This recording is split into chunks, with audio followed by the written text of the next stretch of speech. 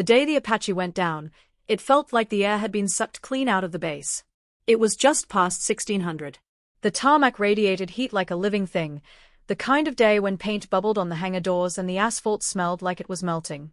Normally, the base ran like a war machine, rotors whining, boots pounding, voices barking over comms. But the moment that Apache started to fall, the whole world seemed to freeze. One of the pilots had radioed in, "Hydraulic failure. Your controls sluggish." Before anyone could react, the bird came in too fast, too steep. The ground crew barely had time to scatter before the fuselage slammed into the deck with a bone-jarring crunch. Skids buckled. Metal screamed against concrete. The tail rotor snapped off in a spray of sparks. The main blades ticked slowly as they wound down. Smoke rose. Alarms wailed.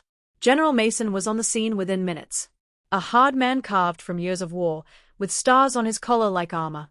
He didn't shout. His presence did that for him. "How long to get it back in the air?" he asked. The lead tech stammered. "Sir, damage is extensive.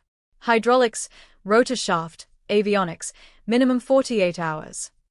"Wrong answer," Mason said. "I need it flying by 0600. Figure it out." Silence. Then, movement. A janitor laid down his mop and walked toward the wreck like it was an old friend. Mason saw him and barked. "You.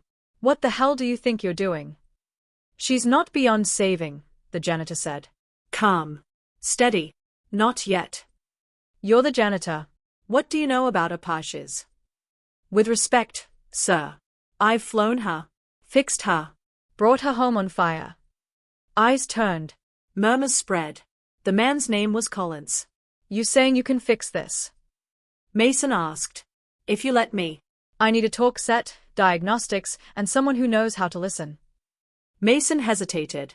Then, "Give him what he needs. 2 hours." Collins rolled up his sleeves. He moved like he belonged there, every touch deliberate, every command precise. Mechanics watched, stunned. Soldiers stood silent. Collins whispered to the bird like he was coaxing a wounded animal. "You're not done yet, girl." He worked by instinct, not manuals. Found faults others missed. Called for tools. Gave orders. Ramirez, a welder, and a dozen others followed him like he wore stars on his chest. An hour later, the bird hummed. "She'll fly," Collins said. Mason stepped forward, arms crossed. "You expect me to believe that?" Collins didn't answer. He climbed into the cockpit. Switches flipped. Displays lit. Rotors spun. Dust swirled. And the Apache lifted. Silence fell again, broken only by the roar of blades slicing the desert air. When Collins landed minutes later, Mason stepped forward. "Who the hell are you?" "Henry Collins. Master Sergeant. Retired. 127th Aviation Regiment. 30 years. 15 in that cockpit." Recognition flickered in Mason's eyes. "Ghost Dog. Afghanistan 06. Kandahar 09. Operation Iron Dagger." The hangar seemed to tilt on its axis. Collins wasn't just a janitor. He was a ghost. A warrior. A legend. Mason saluted. "From this day forward, Henry Collins is not the janitor. He is a veteran. A pilot. A man this base will honor." Men straightened. Some saluted.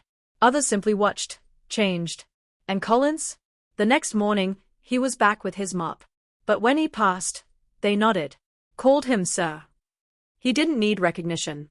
He'd done his duty. That Apache flew because of him. And everyone knew it. Even Mason, watching from his office, would admit it now. Some legends don't retire. They just wait for their moment.